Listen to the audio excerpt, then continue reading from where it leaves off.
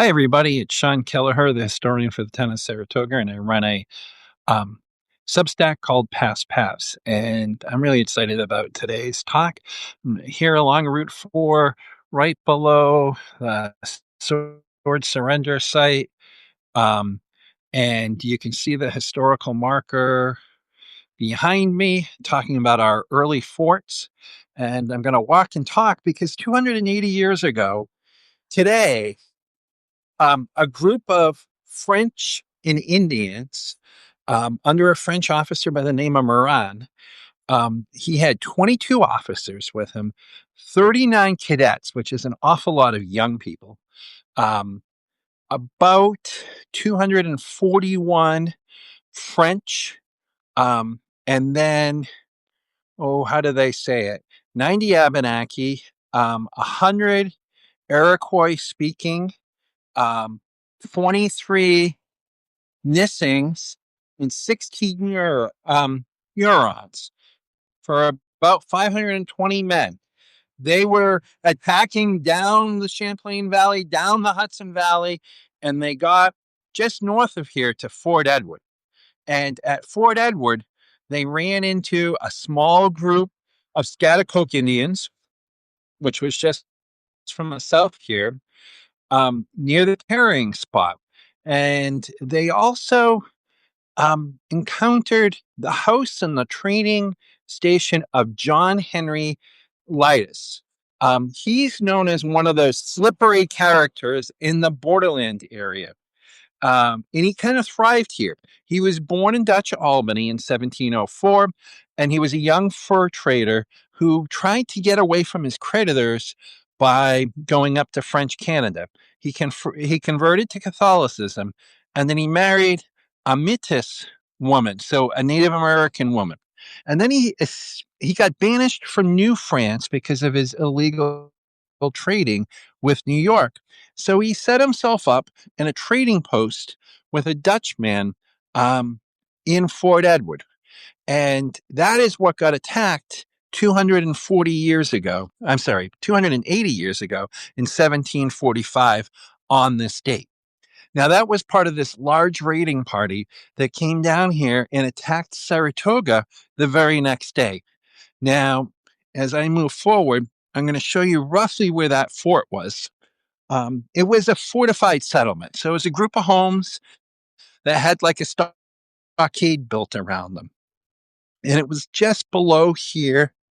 Uh, if you look behind me, you can kind of see um, the fog rising from the Hudson River. And that's right about where that fortification was. So they attacked in the blink of an eye. Um, and the fort had no understanding that these raiders were coming down. Now, this was a huge part of this international war going on in 1745, known as King George's War. In 1745, the New Englanders fighting um, for their fishing rights, captured the fortress Louisbourg up on Nova Scotia. So they raised an army in New England, primarily Massachusetts and Connecticut troops. They went up, they had help from the British Navy, and they captured this fortress. And as a retribution to this fortress, the French sent raiding parties down and they attacked Saratoga. So Fortress Louisbourg happened during the summer. This is happening at the beginning of the fall. They attacked here, and the community wasn't ready, had no idea. Now, this was a larger community stretched out for about 2 miles here along the Hudson River. So think from Colville up through Saratoga. Um, and they were here because, of course, the rich, fertile land.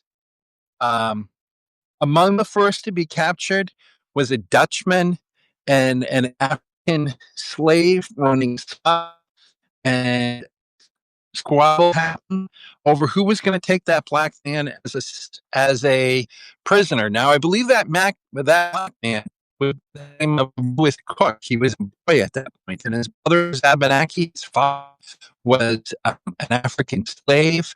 He was set free because he was partially um, He was partially Native American, Abenaki, and they went Indians as slaves. But ultimately, Lewis Cook becomes a great military leader in the French and Indian War, and then importantly in the American Revolution. Fought here at Saratoga, literally from this community right here, which is pretty amazing. So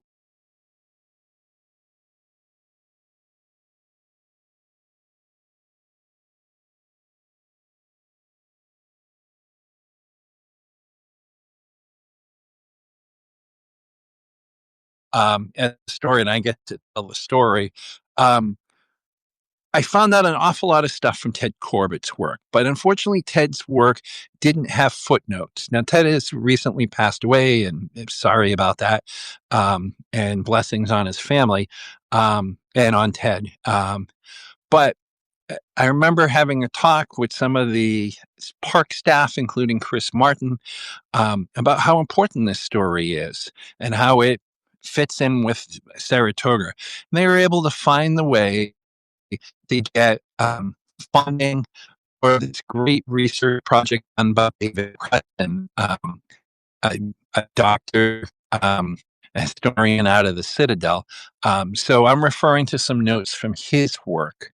Um, Another one of these raiding parties swooped in on a blacksmith house. Um, they killed the 14-year-old son, Johannes, there, and they tried to attack, and they were successful in attacking Philip Schuyler. This was the uncle of the general that we all known. He tried to defend his house, which was built probably behind the current Schuyler house. Um, and he ended up dying. Many of the houses were put to fire. So as I look at my notes here, uh, pardon my little bend there, about 109 people were taken captive from here and brought up to the Montreal area. So again, what we have here is early human trafficking because many of them were um, held for ransom. Some became slaves. Um, and out of those 109, about 50 captives were Anglo Dutch, 60 were African slaves. So that really gives you an idea of how important slavery was here in Saratoga in the 18th century. Um, More than half of the captives um, were slaves, which would say at that point when they attacked December or November 1745, that half of our community here were slaves.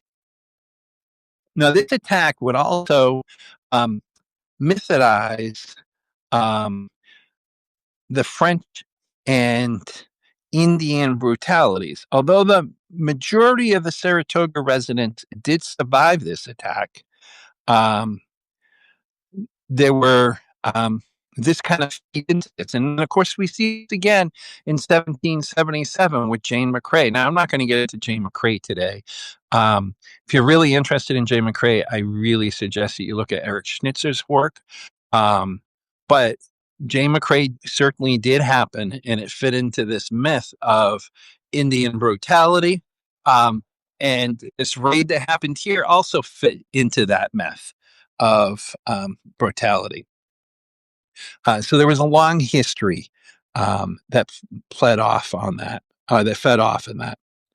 Um, there was also, um, we have to understand that the attack in 1777 fits into a long history of attacks here. Um, There was certainly ones in 1698 that attacked Schenectady, 1745 raid, which is not very well known of here, but was a major attack here. And then, of course, there are other Indian raids, both in King George's War and the 7 Years French and Indian War, and then, of course, 1777.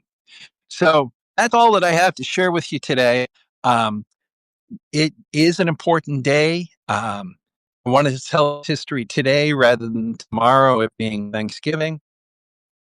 And it was 280 years ago this day that that the original attack happened up in Fort Edward, and then the next day it happened right here, and we're overlooking it right here. So I hope you have a great day. Enjoy your Thanksgiving. Bye now.